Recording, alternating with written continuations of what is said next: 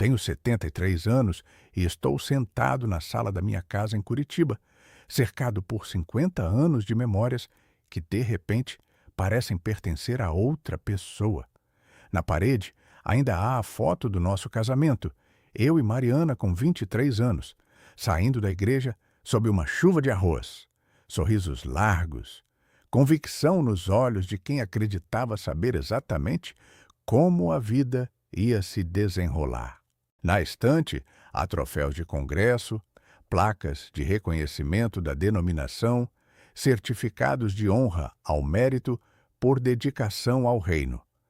Meu exemplar da Bíblia, aquele que usei durante décadas, está sobre a mesa de centro, suas páginas finas e amareladas, sublinhadas em 3 cores diferentes conforme o sistema que desenvolvi nos anos 80 para organizar promessas, mandamentos e profecias. Pego o livro, peso familiar nas mãos. Mas quando abro e leio qualquer versículo agora, é como se estivesse lendo em idioma estrangeiro, que já não consigo traduzir. Meu nome é Américo Santana. Dediquei 50 anos à Igreja Assembleia de Deus.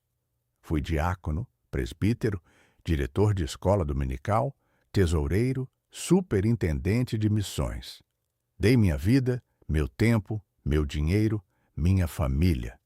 E só após a morte de Mariana, há 6 meses, descobri a verdade que ninguém conta. A igreja não se importa com você. Ela se importa com o que você pode fazer por ela. Nasci em Londrina em 1952, filho de um motorista de caminhão e de uma costureira.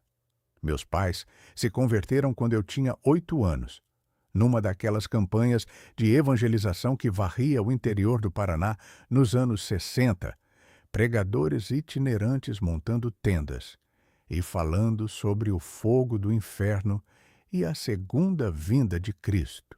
Lembro da noite que eles foram à frente chorando, se ajoelhando naquele chão de terra batida, enquanto o evangelista impunha as mãos e expulsava demônios. A partir daquele dia, nossa casa mudou completamente.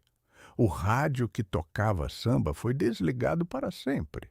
Minha mãe jogou fora suas bijuterias, suas revistas de fotonovela, tudo que pudesse ser considerado mundano. Meu pai parou de beber, parou de jogar sinuca com os amigos, começou a chegar em casa direto do trabalho para liderar culto doméstico toda noite às 7 em ponto. Cresci naquilo. 3 cultos por semana, mais escola dominical, mais ensaios do coral, mais campanhas de evangelismo. Não questionava. Era tudo que eu conhecia. Aos 16, durante um culto de mocidade, o pastor disse que Deus estava procurando obreiros fiéis, jovens dispostos a dedicarem suas vidas ao serviço do reino. Senti algo no peito, uma emoção forte que interpretei como chamado divino. Fui à frente, me consagrei. Prometi que seria fiel. Conheci Mariana quando eu tinha 20 anos. Ela era da igreja vizinha, viera para um congresso de jovens. Linda, com aquele jeito doce e tímido das moças pentecostais daquela época. Cabelo longo até a cintura, vestido abaixo dos joelhos, sem maquiagem, sem vaidade. Conversamos depois do culto, descobrimos que tínhamos a mesma paixão por missões, o mesmo desejo de servir a Deus. Namoramos 2 anos sob supervisão, sempre com chaperone.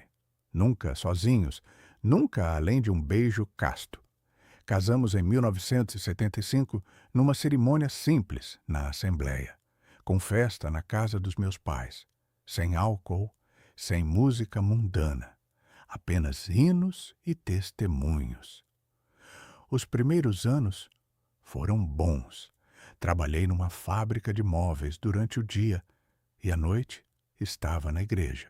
Mariana dava aulas de escola dominical para crianças, liderava o círculo de oração das irmãs, tocava órgão nos cultos. Tivemos 2 filhos, Débora, em 1977, e Samuel em 1980. Criamos eles na igreja, na rigidez doutrinária que conhecíamos com disciplina e amor, acreditando que estávamos dando a eles o melhor caminho possível. Fui ordenado diácono em 1983. Lembro da cerimônia. Os pastores impondo as mãos sobre mim, orando em línguas, profetizando que Deus ia me usar poderosamente. Chorei. Mariana chorou. Sentíamos que finalmente estávamos cumprindo nosso propósito. A partir daquele momento, minha vida passou a girar ainda mais intensamente ao redor da igreja. Reuniões de diretoria toda terça, visita aos enfermos toda quinta, escola dominical domingo de manhã, culto domingo à noite, culto de oração quarta à noite. Mariana assumiu a direção do departamento infantil. Nossas férias eram para participar de congressos. Nosso dinheiro ia em grande parte para dízimos, ofertas, missões, construção do Templo Novo. Em 1995, me tornei presbítero. Mais responsabilidades. Agora eu participava das decisões da igreja, ajudava o pastor a resolver conflitos, aconselhava membros com problemas conjugais e espirituais. Sentia-me importante. Sentia-me útil. A igreja crescia, de 200 para 500 membros em 10 anos. Construímos um templo maior. Eu coordenei a campanha de arrecadação. Visitei cada família pessoalmente. Expliquei a visão. Pedi contribuições acima do dízimo. Muitos deram sacrificialmente. Vi gente simples, empregadas domésticas, pedreiros, vendedores ambulantes, doando valores que representavam semanas de salário porque acreditavam que estavam investindo no reino de Deus. Mariana e eu também demos muito. Durante a campanha de construção, dei o equivalente a 3 meses do meu salário numa oferta única. Mariana vendeu algumas joias de família que havia herdado da avó. Adiamos a troca do carro velho que vivia quebrando. Adiamos o conserto do telhado de nossa casa que pingava quando chovia forte. Mas o templo ficou lindo, moderno, com cadeiras estofadas, ar-condicionado, sistema de som importado. Na inauguração, o pastor me chamou à frente e agradeceu publicamente minha dedicação. A igreja inteira aplaudiu. Senti que tudo havia valido a pena. Os anos passaram assim. Trabalho, igreja, família, nessa ordem. Débora cresceu e se casou com um músico da igreja. Foi morar em São Paulo. Samuel se rebelou na adolescência, começou a questionar a doutrina, parou de frequentar, acabou saindo de casa aos 20 anos. Isso me partiu o coração. Mariana chorava todas as noites orando por ele. O pastor nos aconselhou. Às vezes, Deus permite que filhos se desviem para ensinar humildade aos pais. Continuem orando, continuem fiéis. Continuamos. Em 2010, me tornei superintendente de missões da igreja. Coordenava o envio de missionários, gerenciava o orçamento missionário, organizava conferências, viajava pelo Brasil visitando campos missionários. Estava ausente de casa semanas por vez. Mariana nunca reclamou. Ela entendia. Era o trabalho do Senhor. Mas comecei a notar coisas, pequenas inconsistências, que eu empurrava para o fundo da mente porque questionar seria perigoso. Percebi que o filho do pastor tinha um carro novo todo ano, enquanto missionários no campo passavam necessidade. Percebi que as decisões importantes da igreja eram sempre tomadas por um círculo pequeno de famílias influentes. Percebi que quando pessoas pobres tinham problemas, eram aconselhadas a terem mais fé. Mas quando pessoas ricas tinham problemas, a igreja mobilizava recursos. Em 2018, Mariana começou a passar mal. cansaço constante, dores nas costas, perda de apetite. Inicialmente, pensamos que era apenas idade, estresse. Ela tinha 66 anos, trabalhava demais na igreja. Além do departamento infantil, havia assumido a coordenação das visitadoras, ia a hospitais 3 vezes por semana levar palavras de conforto. Insisti para que procurasse um médico. Ela relutou, disse que não queria gastar dinheiro com besteira, que logo passaria. Finalmente foi. Fizeram exames. Câncer nos rins. Estágio avançado. O mundo desabou. Mariana era minha parceira em tudo, minha companheira de 43 anos de casamento, a mulher que havia caminhado ao meu lado em cada passo dessa jornada de fé. O médico foi direto. Precisaríamos fazer cirurgia urgente, seguida de tratamento quimioterápico agressivo. Não havia garantias. O plano de saúde básico que tínhamos não cobria parte dos procedimentos. Precisaríamos de aproximadamente R$ 80 mil para complementar o tratamento. Não tínhamos.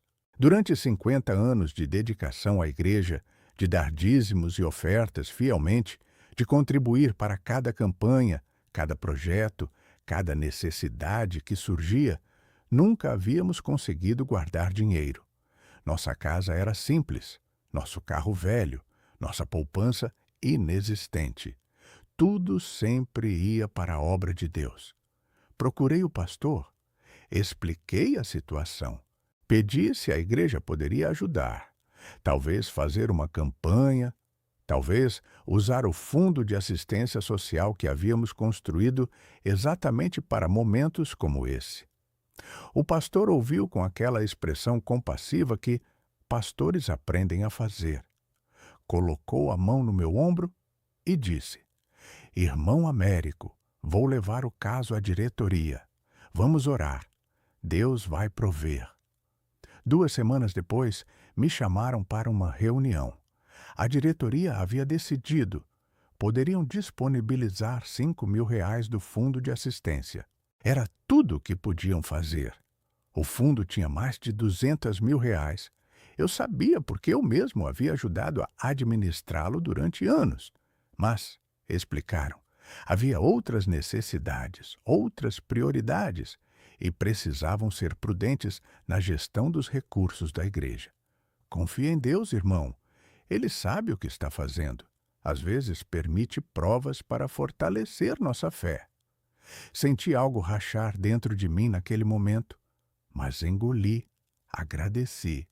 Aceitei os R$ 5 mil. Comecei a procurar outras soluções. Vendi nosso carro. Peguei empréstimos com juros altos. Débora contribuiu com o que podia, embora ela mesma lutasse financeiramente em São Paulo. Samuel, de quem estávamos afastados há anos, apareceu e deu R$ 10 mil sem dizer palavra. Apenas abraçou a mãe e saiu. Conseguimos fazer a cirurgia. Mariana era forte, lutou com toda a força, mas o tratamento era brutal. A vi definhar, perder cabelo, perder peso, perder aquela luz nos olhos. E durante tudo isso, esperava que a igreja aparecesse. Esperava visitas regulares, esperava suporte, esperava que aquela comunidade pela qual havíamos sacrificado tudo retribuísse de alguma forma. No começo, vieram. O pastor visitou 2 vezes no hospital. Algumas irmãs do círculo de oração vieram. Trouxeram flores, oraram, disseram palavras de encorajamento. Mas, conforme as semanas se tornaram meses, as visitas diminuíram. As pessoas tinham suas próprias vidas, suas próprias preocupações. Mariana entendia. Ela sempre entendia. Mesmo na cama do hospital, mesmo com dores terríveis, quando alguém da igreja ligava, ela forçava a voz alegre. Estou bem, irmã. Deus está cuidando. Um domingo, 6 meses após o diagnóstico, consegui deixar Mariana com uma enfermeira e fui ao culto. Precisava de comunhão.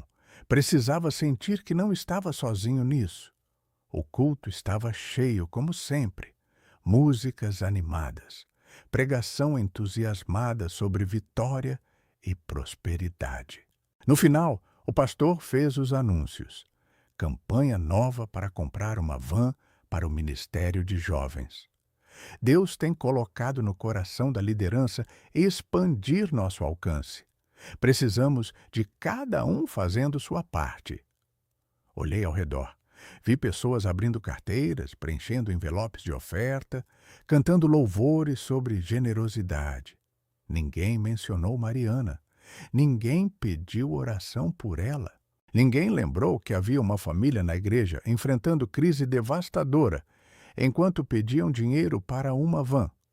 Saí no meio do culto. Nunca mais voltei.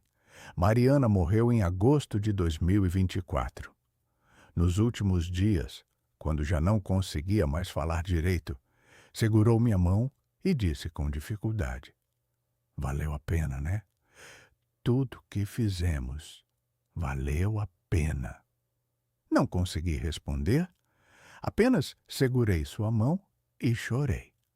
O funeral foi na igreja. Compareceram muitas pessoas.